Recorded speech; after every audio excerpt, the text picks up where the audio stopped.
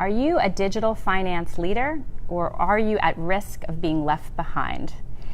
The association recently partnered with Oracle on a global research project that looked at how organizations worldwide are leveraging technologies and skills to transform their organizations. Here with me today is Ash Noah. Ash is a former CFO and a managing director here at the association. Thank you, Ash, for taking the time to speak with me today. Can you tell us a little bit about the research that we did with Oracle and some of the key findings? Absolutely. Thank you for having me, and thank you for joining us today. This research was a follow-on research from 2017, and the first round of research was around agility and what makes finance functions agile.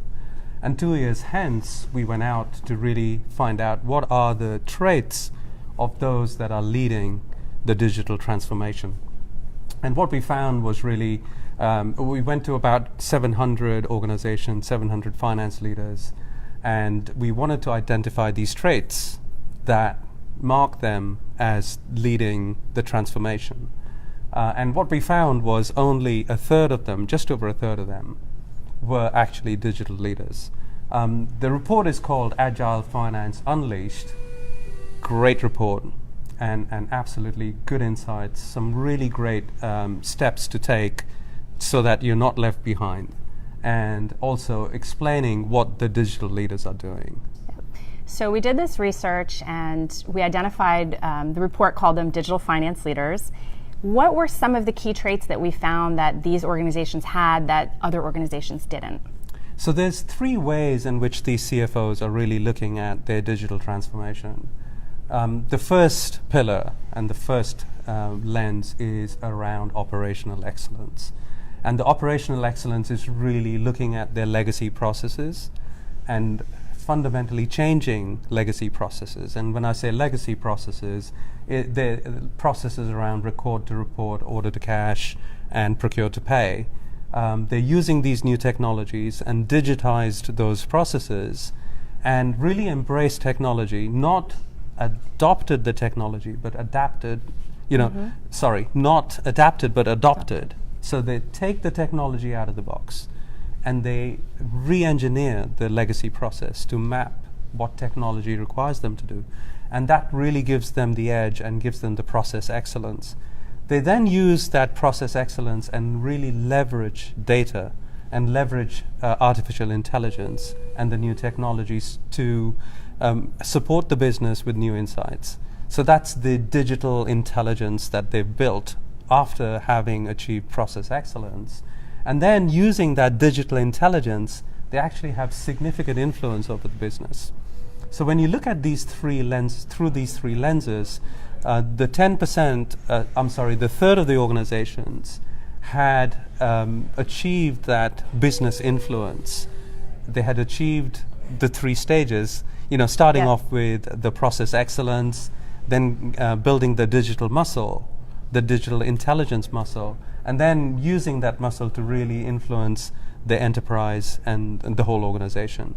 So these organizations are actually leading the enterprise digital transformation rather than just the finance transformation.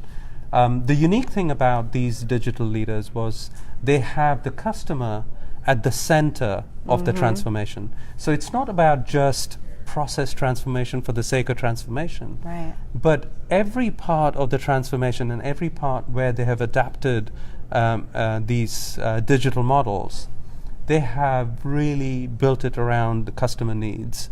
So it is really customer-centric.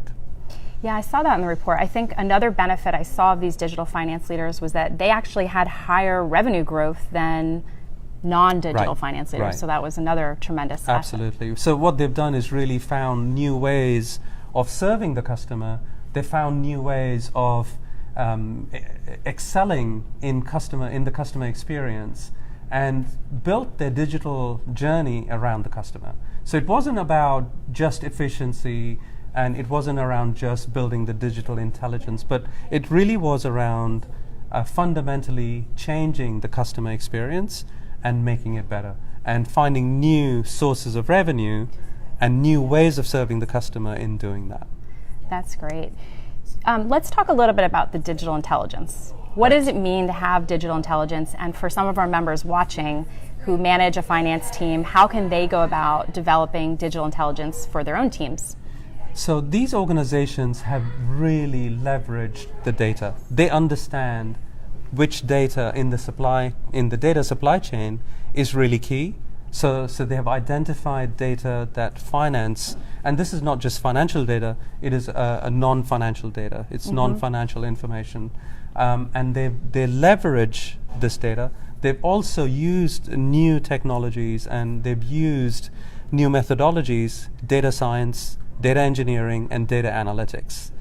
So using data science, data engineering, and data analytics, they have really harnessed the power of data, and they have provided insights to the business. And that is the digital muscle, that is the digital intelligence that they have built using and leveraging data and adopting these technologies and using machine learning, really applying machine learning and advanced analytics and artificial intelligence to automate a significant part of the processes. That really gives finance the ability to focus on supporting the business rather than producing reports, rather than spending time, or most of their time, in reporting. They're spending their time in analysis and business support. Bringing value back to the business. Exactly, and so you see that these leaders have become centers of value creation, and they've transformed themselves from being cost centers to value centers.